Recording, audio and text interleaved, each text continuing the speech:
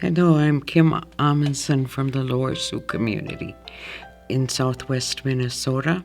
I realized I started having flashbacks, but it took a lot of years to remember, actually get a full-blown flashback.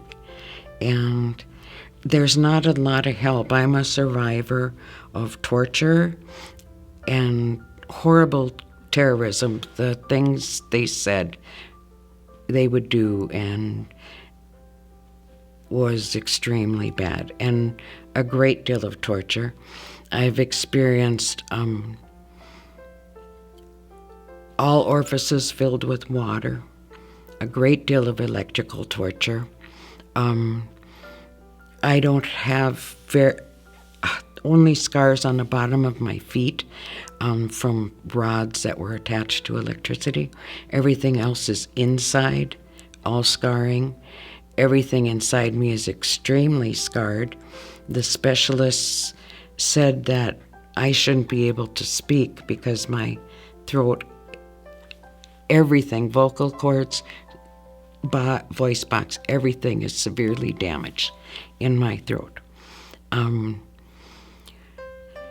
then I tried counseling and things, but the memories just wouldn't surface. My brain wouldn't let them. Everything was blocked out. I did not remember it. And I'd go to counselors and I'd get prayer from people, but they were all bandages. It would smooth it over, but eventually it's going to fester up again because it didn't heal it. I finally started remembering the faces, and it turned out to be my father's family. And they were involved in a very large group of pedophiles in southwest Minnesota.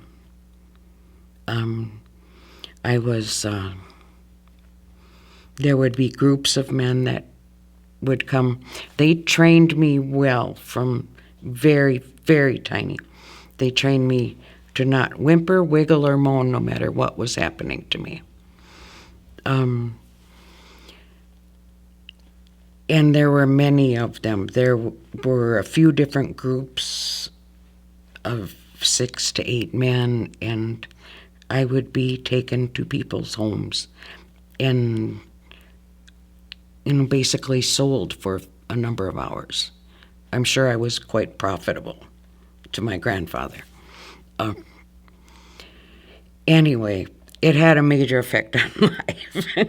Everybody knew there was something very wrong with me, even though I was pleasant and happy, but they knew there was something very wrong with me.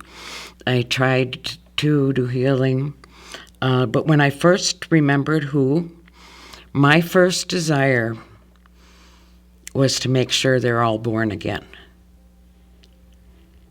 And they would come back. They were across the country, but they would come back for family reunions. And I found out that they were all born again. I talked to each and every one of them, even though it was extremely difficult to be around them. And eventually, my friend wanted me to go to her other church for healing because they had this prayer time and for healing emotional wounds. So I went there and it started healing me. The memories would come up. We would ask the Lord to come. What I needed to do was feel the pain or feel the thought, the fear, the shame, whatever it was. And you just ask the Lord to come, but you have to feel it.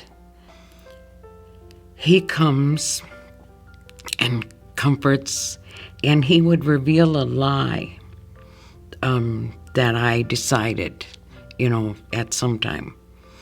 They said I was a lot of things, and he would show me the day that I decided. I didn't have to remember every time. I just have to remember the day I decided. That's what it is. And then I already knew scripture really well, and he would just put that into me. This is the truth. This is who you are. I am not worthless. I am of great value. You know, I'm not a dirty little Indian that it doesn't matter what you do to her. I am created by God in His image, you know.